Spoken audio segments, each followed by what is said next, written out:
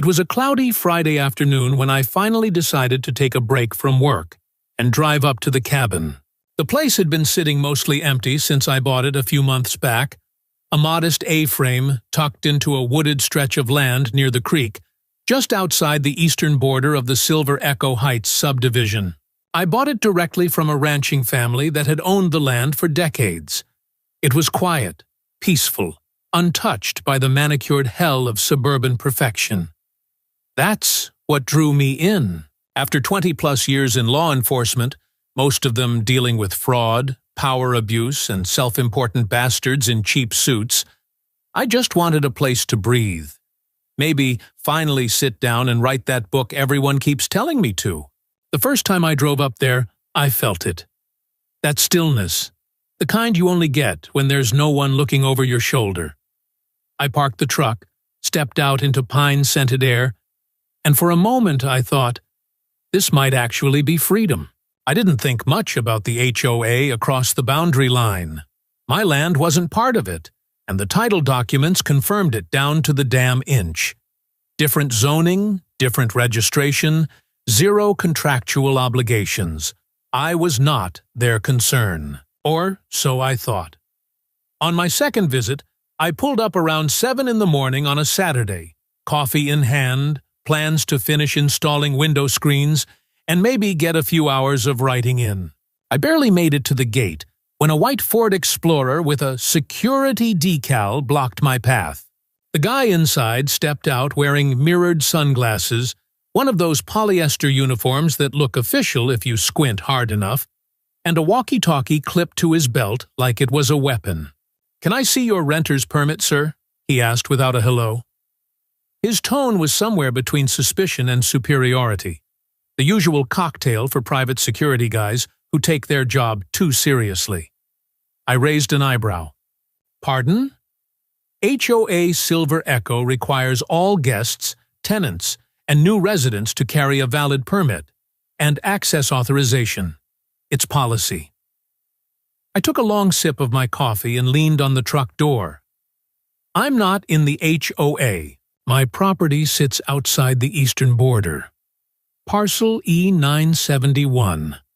Bought it directly from the Lancaster family. The man furrowed his brow, but didn't move. "Do you have paperwork?" I pulled the deed from the glove box and handed it over. He studied it, flipped it over, looked genuinely disappointed that it was legit. His jaw tightened. "All right, Mr. Rivera. This will be noted." "By who?" I asked. "Protocol," he muttered and handed it back. I could practically see him memorizing my plate number, probably already calling it in to someone who gets paid more than him to be equally useless. I didn't press, just gave him a polite nod, and drove on to my cabin, but not before catching the way he watched me. Not like I was a neighbor, but like I was a problem that hadn't been solved yet. The next morning, I found a crisp piece of paper stuck under my windshield wiper. No envelope, no signature. Just one line in bold. Unauthorized structures are subject to community review. Right. Community. Except I wasn't part of it. I didn't panic. I've seen intimidation tactics 100 times.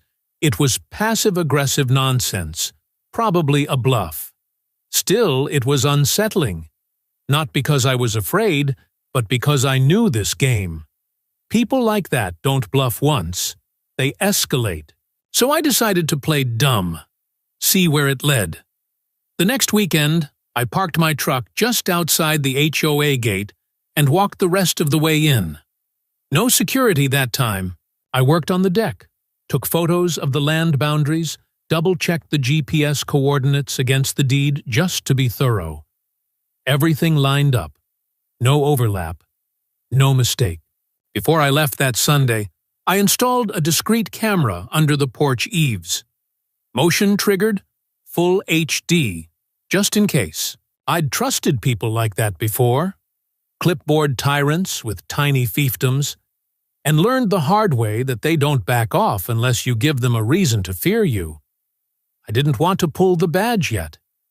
Not until I had something real, something criminal, and part of me, the part that's been chasing abuse of authority cases for the last 2 decades, was starting to smell something rotten under the polished stone signage of Silver Echo Heights. I pulled up to the property on a late Sunday afternoon, expecting a quiet weekend of work and solitude. The sun was dipping behind the ridge, throwing long shadows across the treetops. But something felt off. Even before I reached the clearing, I could hear the hum of machinery, a low mechanical growl that didn't belong out here. My stomach tightened. I turned off the ignition halfway down the road and coasted in quietly, the truck tires crunching over gravel. When the trees opened up and the land came into view, I froze. My cabin was gone. Not vandalized, not damaged, just gone. Flattened. Scraped clean off the earth like someone hit delete on reality. The foundation was cracked and ripped up. My tool shed was nothing but splinters and twisted nails. Where the porch had been, there was now a mound of fresh dirt and muddy tire tracks. And at the center of the lot sat a goddamn yellow bulldozer, still warm. Nearby, a work truck idled. A few construction workers milled around lazily like they had all the time in the world. And right next to the debris stood a freshly planted metal sign. Unauthorized structure removed. HOA Silver Echo Enforcement. I got out of the truck slowly, methodically, because I could feel the heat crawling up my neck. The kind of heat that comes right before someone makes a decision they can't walk back from. I approached the crew, who were now pretending to be busy with clipboards and avoiding eye contact. "Who's in charge here?" I asked. A foreman-looking guy with a fading neck tattoo finally turned around. "We were sent by the HOA. Got a demo order. Said this building wasn't permitted. Said it was on community easement land. That's all we were told." I pulled out my phone and started recording. "Who signed the order?" I asked. He flipped open a wrinkled manila folder and held up a page like it might ward me off. The heading read Silver Echo Heights Property Compliance Division, with a seal that looked halfway legit if you didn't know what real permits looked like. There was a shaky plot diagram that showed my parcel as part of the common greenbelt zone. It was a joke, a fabrication. At the bottom of the form, signed, President Trevor Daly. I took pictures of everything, the document, the bulldozer, the truck plates. I zoomed in on the tire patterns, the soil displacement, even the toolboxes lying around. I wasn't just angry. I was building a case. The workers started getting nervous. "Look, man, we just do what the HOA tells us," one of them said. They gave us access through the west gate. Said everything was cleared. I nodded and kept filming. "I need you all to leave this site. Now, if any of you stay here another minute, I'll be filing criminal trespass charges against you and your company. You were given forged documentation. That makes you victims. For now." That got their attention. Within 5 minutes, the machines were powering down, and the crew was piling into the truck like roaches under a light. I didn't stop recording until the last one disappeared down the trail. Then I walked the perimeter. My boots sank into the freshly disturbed dirt. I found the corner markers I'd flagged just last month.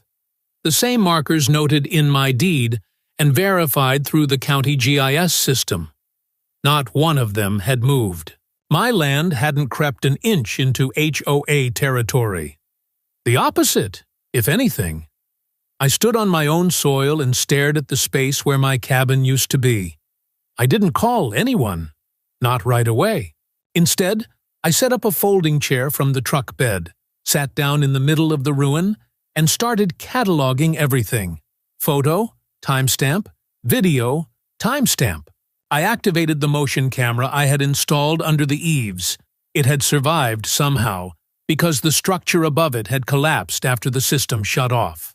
I'd later learn it captured the moment a contractor climbed onto the porch and crowbarred the entryway like he was opening a sardine can. Only then did I call the sheriff's department. When the deputy arrived, I didn't flash a badge, didn't pull rank, just introduced myself as Michael Rivera, property owner, victim of unlawful demolition. I handed over my ID, deed, and the fake HOA order. The deputy whistled low under his breath when he saw the signature and tried, poorly, to hide the surprise. "You said you're not part of Silver Echo?" "Number never have been. I've got the zoning records, tax records, and survey data to prove it. And now I've got a crime scene." He scratched his head and looked around. "You want us to tape it off?" "Number, I've got what I need for now. I'll handle the rest." He raised an eyebrow. "You in the business?" I looked him square in the eye. "Let's just say I've dealt with fraud before." He didn't press. That night, I didn't go home. I stayed on site, parked at the edge of the clearing with the windows cracked and the camera recording. I slept light, not out of fear, out of calculation.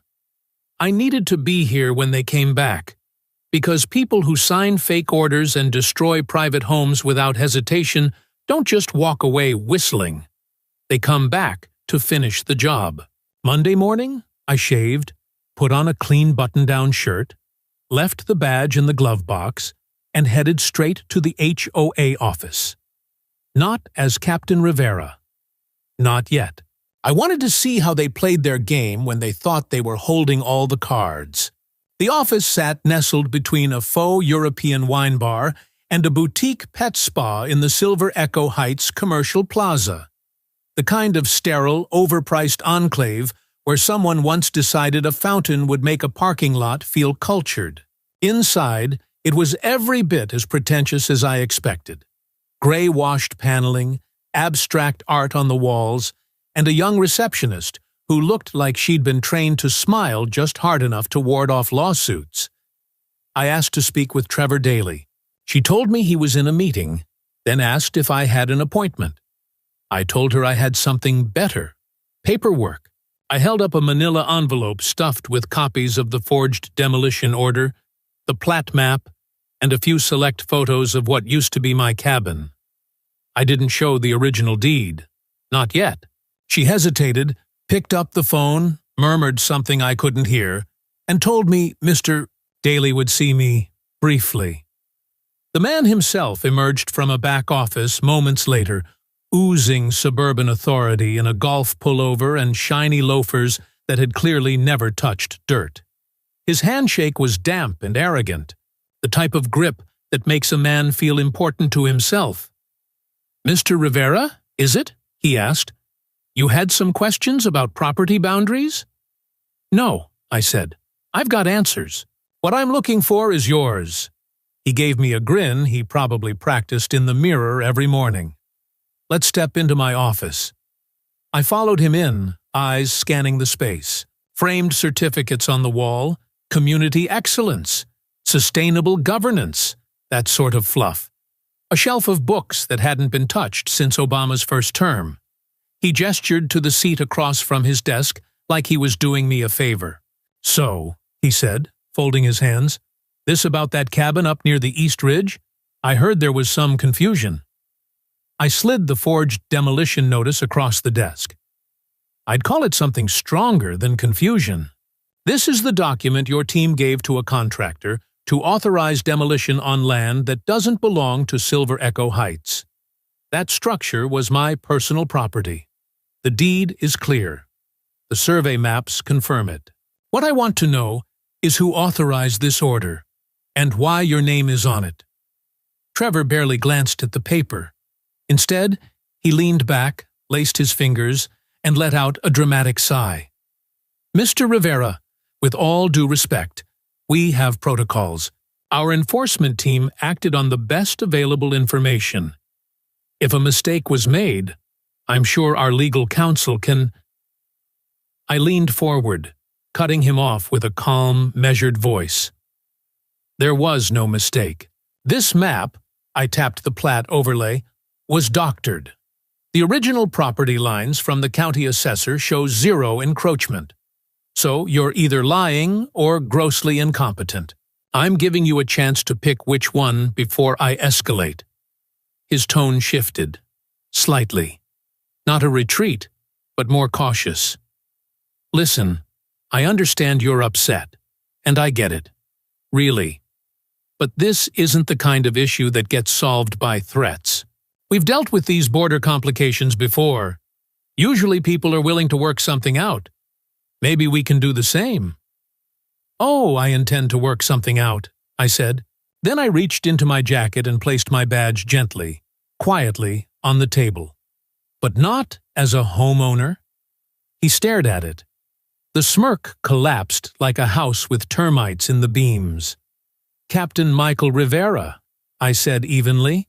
Fraud Division, Clark County Sheriff's Department. You destroyed my property with forged documentation. That makes this a criminal matter now. Trevor's face turned the shade of uncooked veal. Your police? No, I said.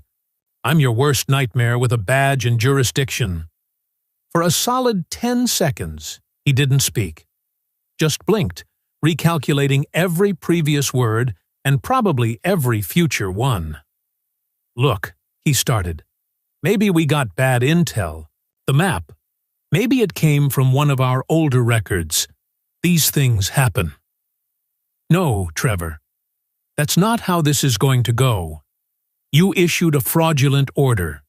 You authorized a private company to trespass and destroy a lawful structure. And you did it without verifying anything with the county. You crossed a legal line, and I promise you, I'm going to drag every single person involved back across it, in cuffs if necessary. He swallowed hard and sat very still. Then, in the weakest voice I'd heard all morning, he said, "What do you want?" I stood up, tucked my badge away, and leaned over the desk. I want you to understand something, Trevor. I didn't come here to negotiate. I came here to see how far you'd go to cover your ass.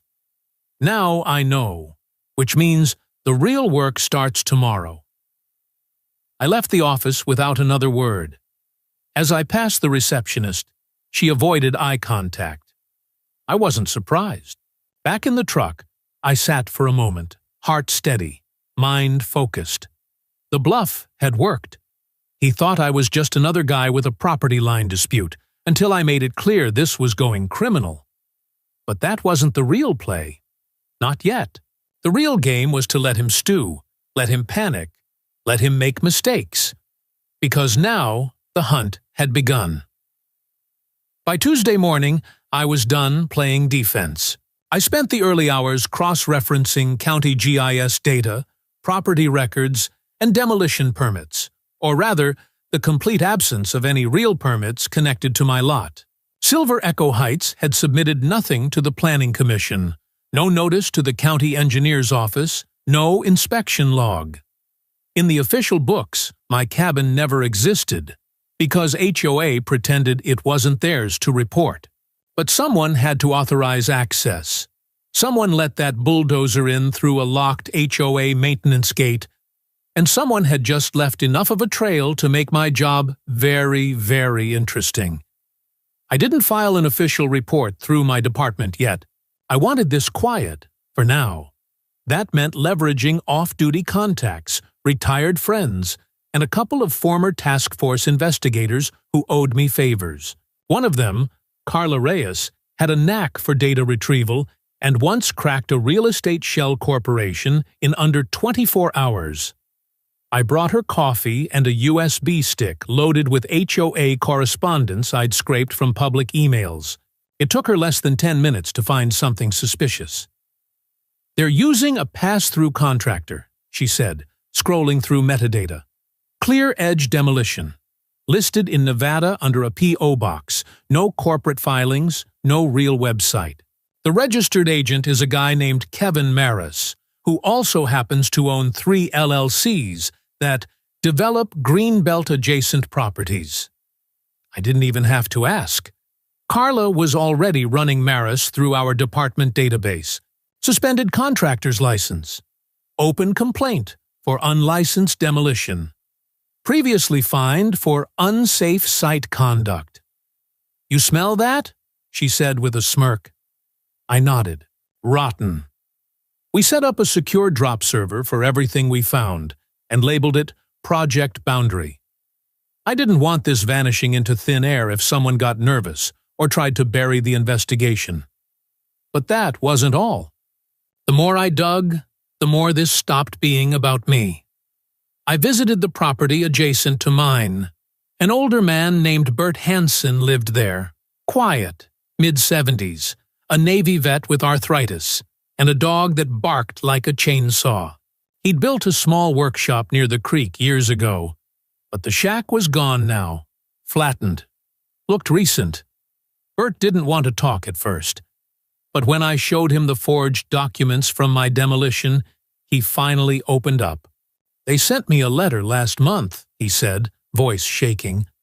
"Told me I was encroaching, that if I didn't voluntarily surrender the disputed footage, they'd fine me $10,000. I signed the agreement just to make them go away." He showed me the letter.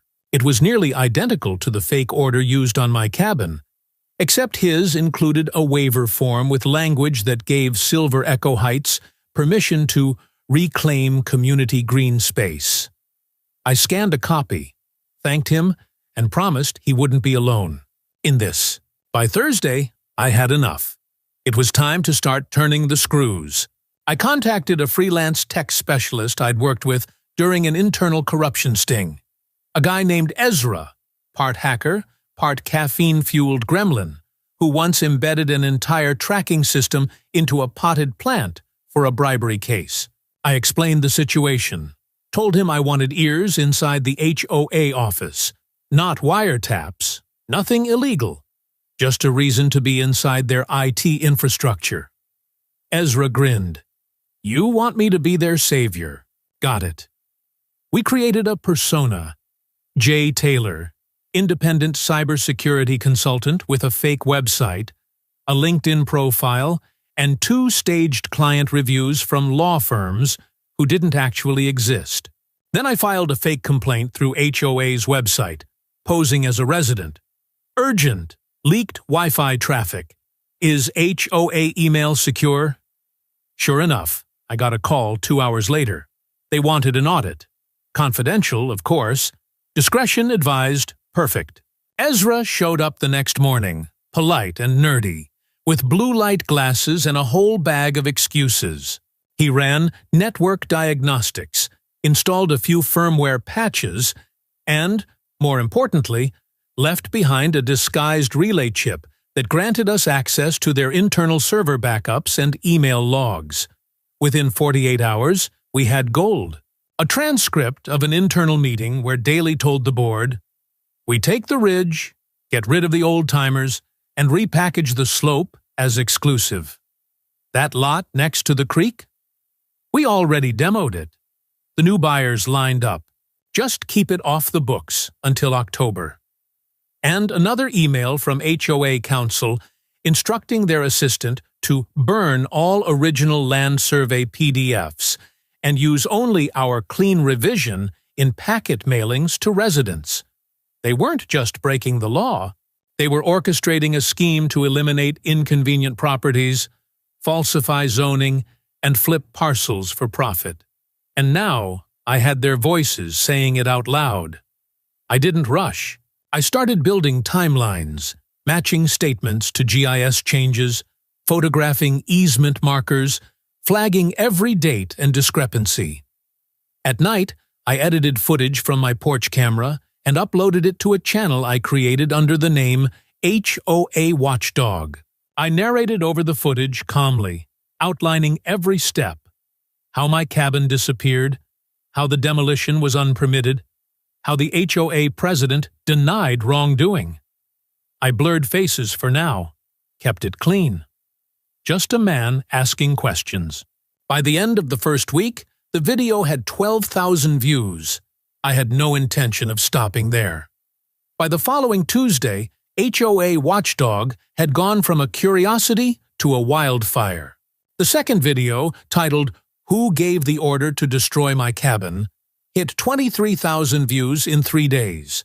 I kept the tone measured, never claimed more than I could prove, just laid out the facts with timestamps, location overlays, and audio clips that danced right up to the edge of incriminating without crossing legal lines.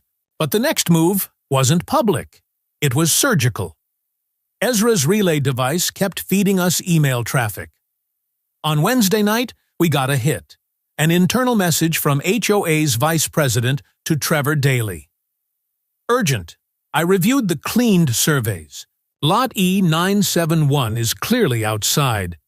Do we have anything better to cover this if it goes legal? The reply came less than 5 minutes later. Use the archive file from Phase 2 expansion proposal. Slide the overlay 4 meters. No one will cross-check. Just stall. They were actively coordinating the fabrication, adjusting plats to slide properties into HOA control by a matter of feet, hoping no one would notice or care. The gall wasn't even the most shocking part. It was how casually they treated it. Like it was just business as usual. I wasn't done being quiet, though. Not yet. I sent a carefully worded email to the Silver Echo Legal Counsel using an anonymous domain. Dear Counsel, as of today, I possess audio, video, and metadata documentation of at least 4 felony counts committed by HOA board members, including unlawful demolition, document falsification, and wire fraud. You have 72 hours to issue a public retraction and restitution proposal. If I see another lie in the press, or get another notice posted on my property line, I go federal. I never signed it. Never needed to. The fear would do the work. Meanwhile, I kept building pressure online. I uploaded a new episode. What happens when HOA power goes unchecked? It focused less on me and more on the broader implications. Neighbors like Bert Hansen, families pushed off the border zones, survey maps altered with casual impunity. This wasn't just about a cabin. It was about land theft, hiding behind trimmed hedges and decorative water features. That same day, a reporter from a local investigative blog reached out. "I've been following your uploads," she said. "You want to go on record?" "Not yet, but you'll get a scoop when the time's right." I wasn't bluffing. I was aiming for timing. I needed them cocky. I needed Trevor to think he'd spun this tight enough to avoid fallout. I wanted him to say something stupid. And then he did. Ezra's back door caught an email forwarded from Trevor to their demolition contractor. Kevin Maris, our P.O. Box shadow man. Push Phase 2 by end of quarter. Ignore complaints from E971 and E972. We've got counsel cover. Nothing they can prove. Beautiful. Arrogant. Admissible. The next step was mine. I called an old friend in the district attorney's office, Sean Brockman, who used to specialize in white-collar crime. Sent him a full package marked Confidential Active Fraud Investigation. Sean's reply was a single line. Let's bury them. We scheduled a preliminary meeting with a judge for a sealed subpoena. Once granted, Sean's team would quietly issue production demands for HOA financial records, expansion plans, and land surveys. But before we went official, I had one more play. Silver Echo Heights was holding its quarterly member meeting that Saturday. In person, mandatory for voting members, live-streamed for transparency. I didn't qualify to attend as a member, but that wasn't going to stop me. Because by then, I already had my invitation. One of the HOA's own board secretaries had contacted me anonymously through the Watchdog channel. Said she had doubts, said she hadn't signed up for this kind of corruption. I offered a meeting. We met in a diner at the edge of town. She looked nervous but determined. She handed me a USB drive. "I don't want to be part of this anymore," she said. "I copied everything. Emails, recordings, even that meeting last month where Trevor told us to get aggressive. It's all there." I didn't ask why she flipped.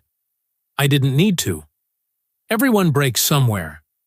That night, I didn't sleep, because in less than 48 hours, I was going to walk into their temple of suburban authority and bring the roof down on their heads. Saturday morning arrived like a loaded gun. I'd ironed a plain navy shirt, no badge, no weapon, just a thumb drive in my pocket and a folder full of printouts, digital timestamps, contractor invoices, forged plat maps, emailed transcripts. I didn't walk in like a man with a grudge. I walked in like a man holding a detonator. The Silver Echo Heights Community Center was packed. Folding chairs in neat rows, retirees in pastel sweaters sipping from branded water bottles, couples clutching HOA packets like sacred texts. At the front, a polished mahogany podium flanked by two flags, State and HOA. Of course, they had their own flag. These people would probably pledge allegiance to a hedge if it was properly pruned. I stood at the back as the meeting started. Trevor Daly stepped up to the podium in his usual uniform of performance management. Slick polo, smile like a credit card ad. He launched into his presentation. Beautification efforts, community security upgrades, clarifying ambiguous border easements. That was the phrase he used, as if bulldozing homes could be smoothed over with semantics. I waited. I watched him talk about unity and safety, all while ignoring the burn spreading through the crowd. Rumors had begun to trickle. People had seen the watchdog videos. Some recognized the photos, the maps. A woman in the third row whispered to her husband while pointing to the screen showing HOA's expansion zone. My demolished cabin was still labeled as Greenbelt Opportunity. Then Trevor made his mistake. He said, "Despite misinformation circulating online, I want to assure all of you that every action taken by this board has followed legal process. We've acted in the community's best interests." I stepped forward and raised my hand. People turned. Trevor hesitated, just long enough. "Sir, this meeting is for HOA members," he said, already annoyed. "Understood," I replied. "But when you bulldozed a home that wasn't yours, you made it my business. And now it's the DA's too." I pulled the folder from my bag and walked straight to the projector table. There was a tech guy manning the laptop. I handed him the thumb drive. "Play the video marked HOA internal recording, March 14th. The room quieted. Trevor's voice filled the speakers, grainy but unmistakable. "We take the ridge, rezone the creek lots, and flip them before the quarter ends. The county's backlogged. They won't notice. Just don't tell the old folks." Murmurs, then outrage. I clicked to the next slide. A forged demolition order with his signature. Then a time-stamped clip from the porch camera. The moment my front steps were ripped off by a claw. "I am Michael Rivera," I said, facing the crowd. "I own lot E971. Your board illegally seized and destroyed my property. They falsified documents, manipulated land records. They threatened other residents, and they did it thinking no one would notice." Security moved toward me, but they stopped halfway, because behind me, two uniformed officers from the district attorney's office walked in. Sean Brockman followed, holding a stack of warrants. "Trevor Daly," Sean announced, "you are under arrest for document falsification, unlawful demolition, conspiracy to defraud, and abuse of authority. Please step forward." Trevor paled. He didn't move, so the officers did. They cuffed him in full view of the board and the community. A collective gasp rippled through the room. One of the other board members tried to slip out the side door. Didn't make it. Another arrest. The meeting never resumed. It imploded, and I stood there, silent, steady, watching the whole thing collapse, exactly as I'd planned. 6 months later, the cabin stood again. It wasn't exactly the same. The original was thrown together over weekends with borrowed tools and cheap lumber. This one had bones, reinforced frame, steel braces in the foundation, double-pane windows, and a porch that stretched out like a landing strip into the trees. I added a hunter green metal roof, not just for aesthetics, but because I wanted it loud. I wanted to hear every raindrop, every branch that tried to sneak by. The insurance payout, combined with the civil judgment for damages and emotional distress, more than covered the rebuild. But the money didn't matter. What mattered was this. The land was officially and permanently recorded as non-HOA. The county assessor's office updated the database themselves, with a footnote declaring the parcel outside any neighborhood association jurisdiction. It felt like carving a scar into a map, a permanent reminder that this land had bled and survived. I installed 2 new cameras, one visible, mounted to the porch post, the other hidden. Old habits die hard. I also added a custom wood-carved sign, bolted into a thick pine out front. It read, "Private Property." Police officer, enter at your own risk. No one from Silver Echo ever crossed within 100 feet of my fence line again. Not after what happened. Trevor Daly took a plea. 4 years in state prison, eligible for parole in 2. He wept during sentencing, said he never meant for anyone to be hurt. Maybe he believed that.